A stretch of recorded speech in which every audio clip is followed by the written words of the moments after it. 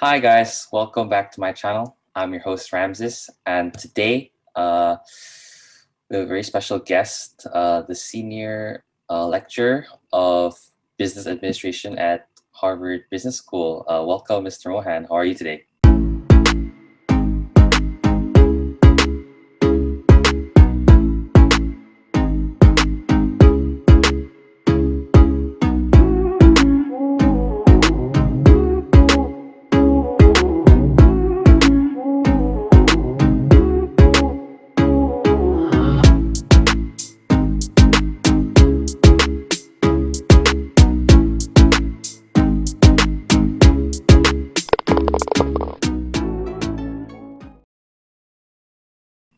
Great, thank you.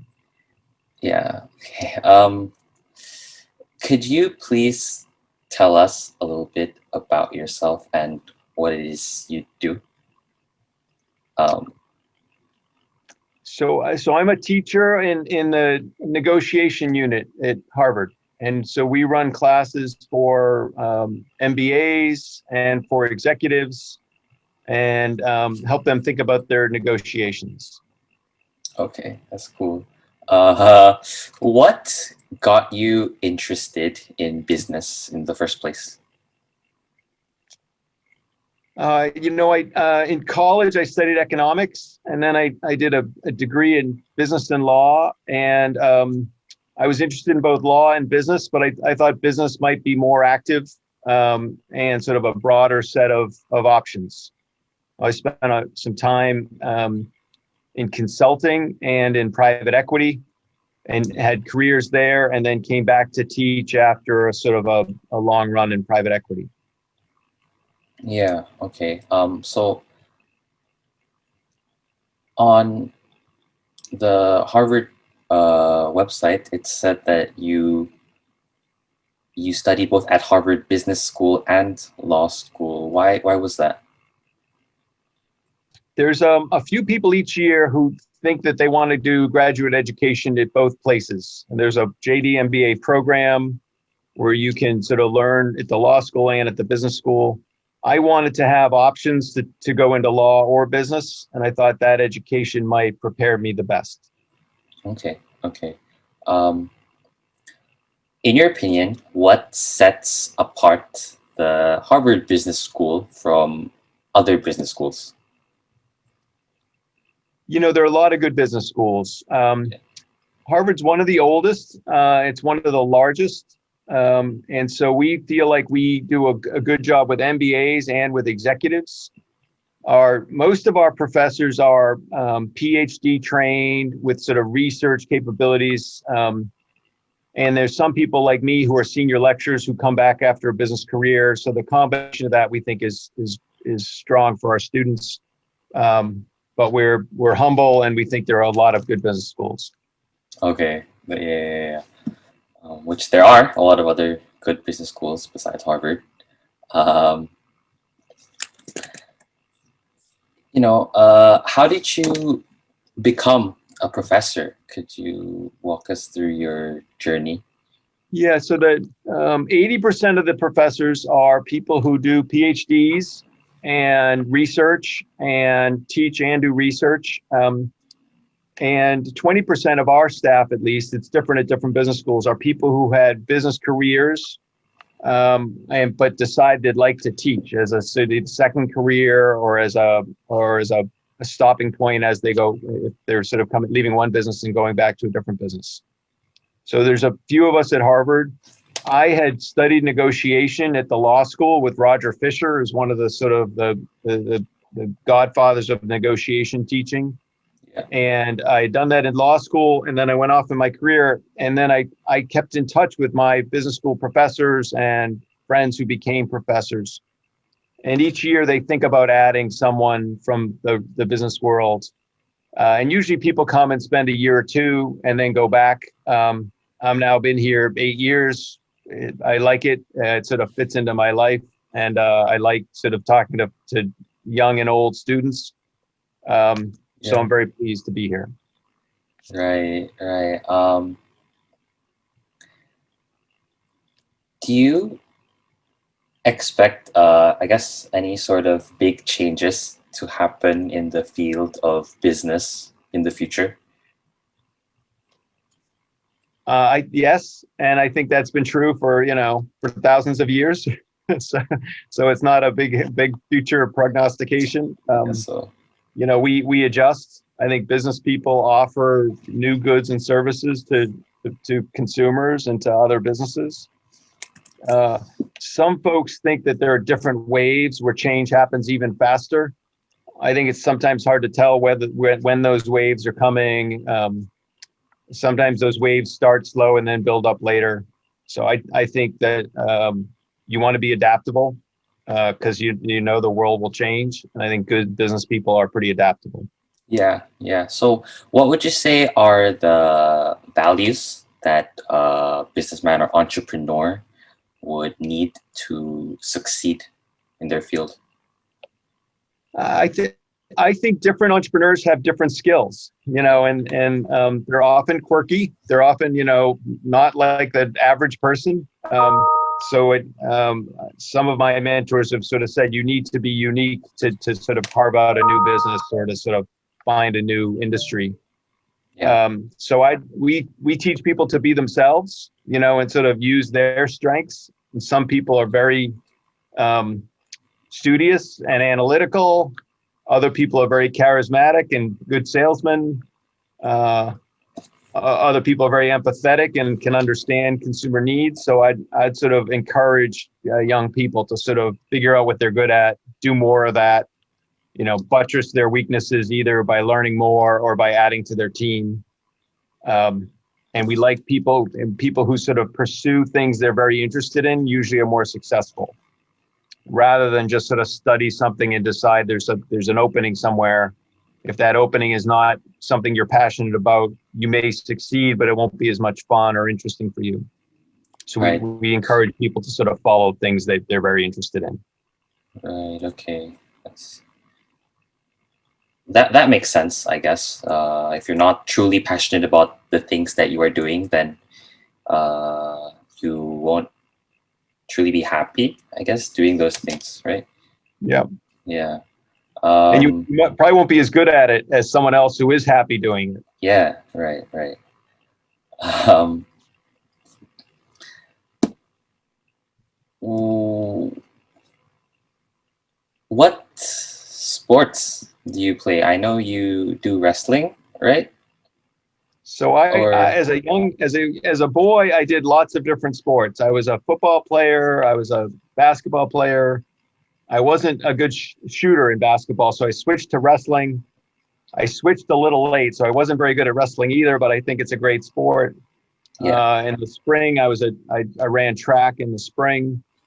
Um, my parents also sort of thought I should play more sports that I could play the rest of my life. Like they said, football is great, but you're probably not going to play football when you're working and when you're older. yeah. I've now started to encourage my kids to do other things like tennis and other sports. But I'm a big fan of sports for training and business, and I think it's a mix of both individual sports and team sports, right? So Okay, that if you're a golfer, you're probably very good. It's not as big a team sport, and there's some yeah. things you learn about discipline and training that are good as an individual. Um, I'm trying to coach my kids to do both individual sports and team sports because in teams you sort of learn a whole bunch of different skills, and you need some of both of those, I think, to be successful in business. So something you mentioned earlier was doing sports for business. What exactly did you mean by that? I'd sort of say a lot of recruiters, right? So a lot of companies come to Harvard Business School to recruit. A lot of companies came to my college to recruit.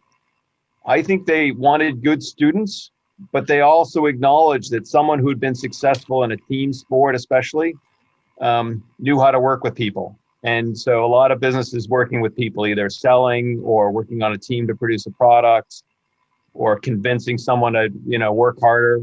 A lot of those are skills that you might pick up, on a team.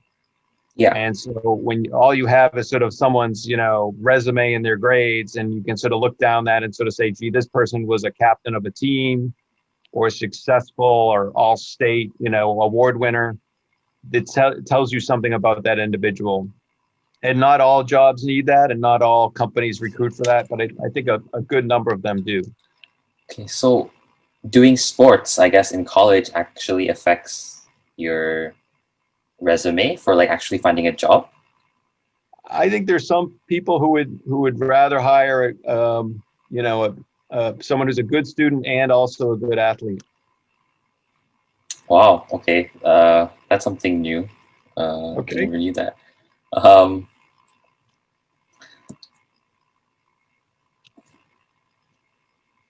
what are some of the most important lessons you have learned over the course of your life teaching business and yeah, I guess. So I think that's we could write a book about that. But on the lessons point, I would sort of say when we're running our classes, we try to get people to focus on their mistakes. And we think if you think about your mistakes, those are very good lessons, right? And my old firm would sort of say, we want to make only new mistakes. We don't want to make old mistakes. Right, right. The old mistakes we should have learned about, we should have learned from. So I would sort of, and we'll all have successes and failures, and those failures can be good lessons. So I would sort of say, collect your weaknesses, your failures, write them down, think about them, and try to sort of adjust your life so you make fewer of them as you go forward. And so there's no one lesson I'd say other than a sort of the macro idea of sort of keep track of what's working and not working, try to adjust the stuff that's not working. And we all have our own, personal flaws or personal weaknesses that we can sort of adjust for and try to correct for. And I try to do that. I'm still finding new ones every day. Things I have to get better at. So it's a never ending process. But that's what I'd think about if I was thinking about lessons. Yeah, I feel like we all do, as humans. What you said totally makes sense, There isn't really a point of repeating the same mistakes and not learning from them. And I mean, if you do make the same mistakes, then I feel like there is something wrong or something that you need to change. Yeah. Sometimes you make it twice. Sometimes and then you realize, oh, gee, I didn't fix it the first time. Yeah. Yeah. What advice would you give to young entrepreneurs looking to start their own venture? It probably depends on the entrepreneur, right? So Yeah. it's we have our own issues. We want people to do things they like, do things in an honorable way. You will build a reputation for good or for bad. So I'd be thinking about that reputation. You want to be trustworthy. You want people to think you're a good business person. So I would have the long view. I would sort of, think about things that, even if this first venture doesn't work, you will learn something. You may impress some people or some customers who will want to work with you in the future. And keep going. You'll have setbacks. You got to work through the setbacks. Sometimes it's time to change your venture. Yeah. And life is a long game. I'd say keep your eye on the long game. All right. Is there anything else that you would like to add to our discussion today? I think I'm better on narrow topics. So if you ever want to circle back on here's a particular issue, okay, I'll help you think through that issues. I don't think I have anything big picture that I want to share. All right. So I guess that would be it for today. I would like to thank you, Mr. Mohan, for coming onto my channel and doing this. I wish you luck, Ramses. I think it's good to be questioning. It's good to be sort of asking questions. That's how we learn. So good for you. Thank you very much. All right. Take care. Circle back anytime, okay?